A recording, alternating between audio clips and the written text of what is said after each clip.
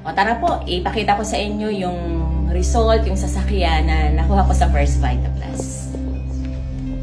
Ito po tayo.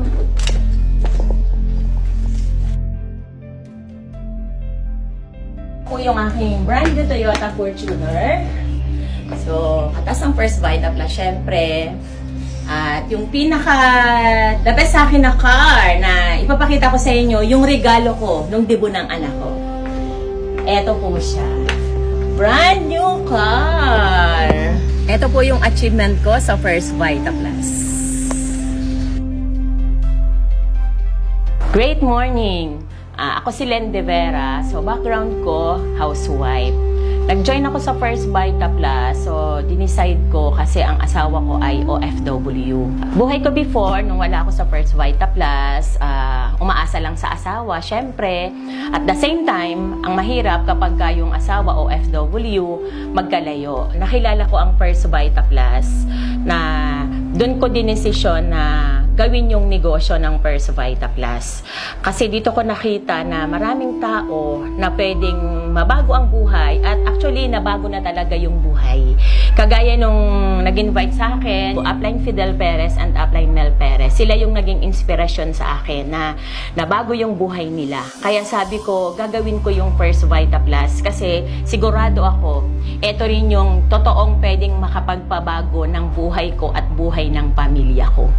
Although hindi madali, marami akong struggles na pinagdaanan, pero hindi naman umabot sa point na gigib up na ako o aayaw na. Pero dun talaga na nadudurog yung puso ko na sobrang struggle pag yung mga tao na, lalo yung malalapit sa'yo, na sila pa yung nagne-negative, sila yung hindi naniniwala. Masakit para sa akin, pero hindi yun yung naging reason para tumigil ako. Mas yun yung reason para mas magtuloy ako. Kasi unang-una, full support yung asawa ko. At the same time, yung nanay at tatay ko, grabe po yung support nila na ipinakita sa akin na gawin yung First Vita Plus.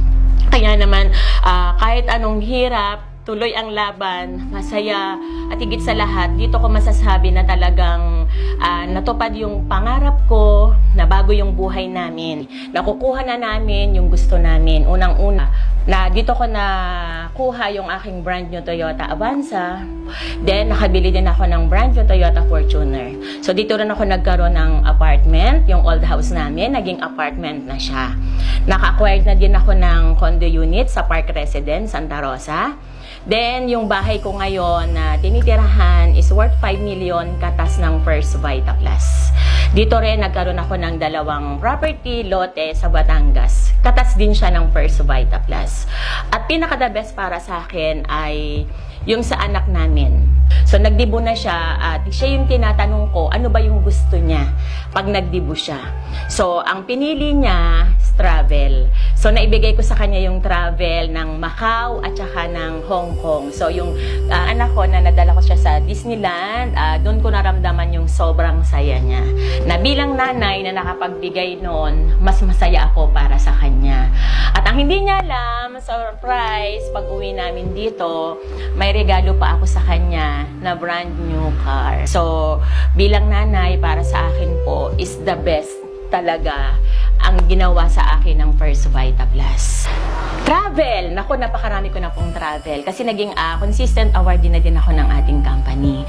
So, last January lang, top 26 network builder po ako ng ating company. Masasabi ko na isa na rin po ako sa matagumpay at successful dahil sa larangan ng First Vita Plus. So, yun lang po. Maraming salamat. Especially po sa First Vita Plus Company, Mandoy, Sir Sok, at sa mga mentors ko po na tumulong sa akin sa First Vita Plus. Upline Mel, Upline Fidel, Doc RC. Thank you so much at sa buong Power Impact Eagles team.